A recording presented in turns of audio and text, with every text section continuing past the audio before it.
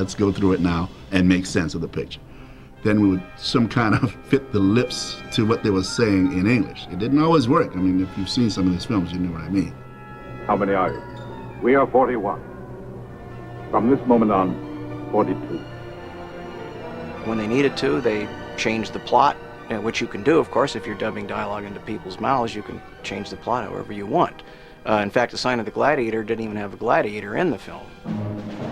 Boy, the jewels sparkled and the chariots were covered with gold and the horses had feathers on the. And they looked like money. And those pictures were, boy, everybody I know went to see them. To the dismay of the major studios, Sam and Jim's $20,000 imports were competing head-to-head with Hollywood's million-dollar epics.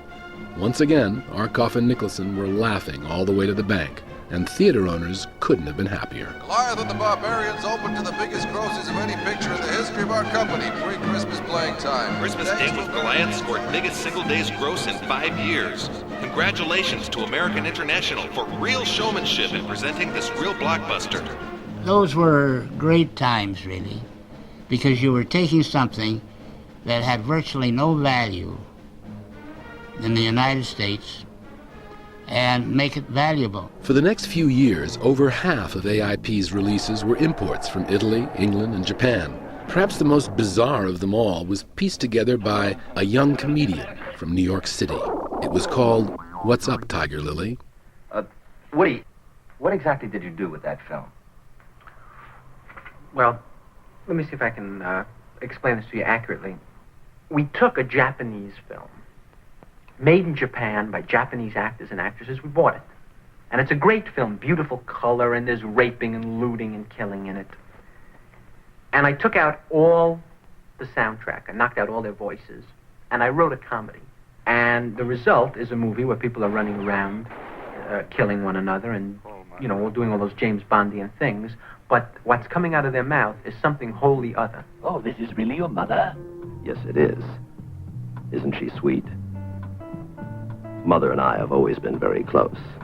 And the best thing about her is she takes a good punch.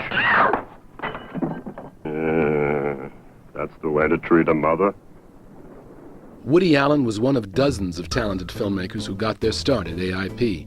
Arkoff and Nicholson scoured the film schools in New York and Los Angeles, looking for the best young writers and directors, and their movies included dozens of future stars who were happy to work for scale and a leading role.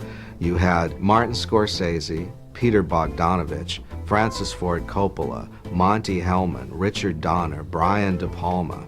For actors, you had Peter Fonda, you had Margot Kidder, you had Jack Nicholson, you had Robert De Niro in his first a major role in Bloody Mama opposite Shelley Winters.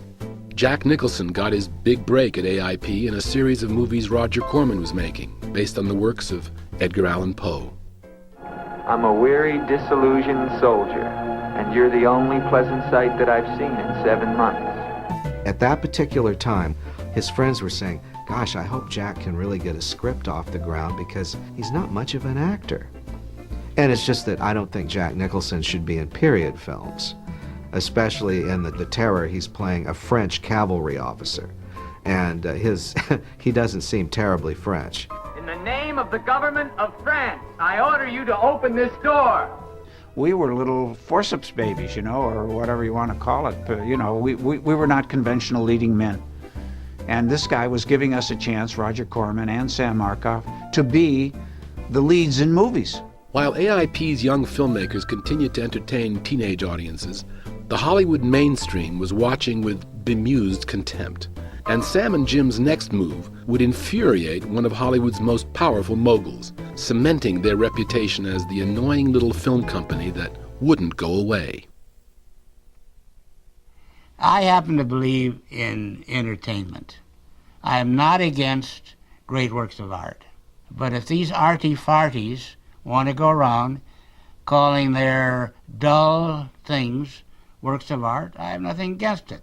I make movies for the public. And if we make movies that the public likes, that's all we're after. And that's exactly what we wanted to do with the Beach Party movies. Beach blanket bingo. bingo. Beach blanket bingo. That's the name of the game. When the bikini craze landed on California's beaches in 1963, AIP's beach party movies began shooting within weeks, and the combination of rock and roll and nearly naked teenagers was magic at the box office. They weren't very good, but they were silly and they were good-hearted. There was this whole summer sort of thing going on in the late 50s, beginning of the 60s. The Beach Boys were on the radio.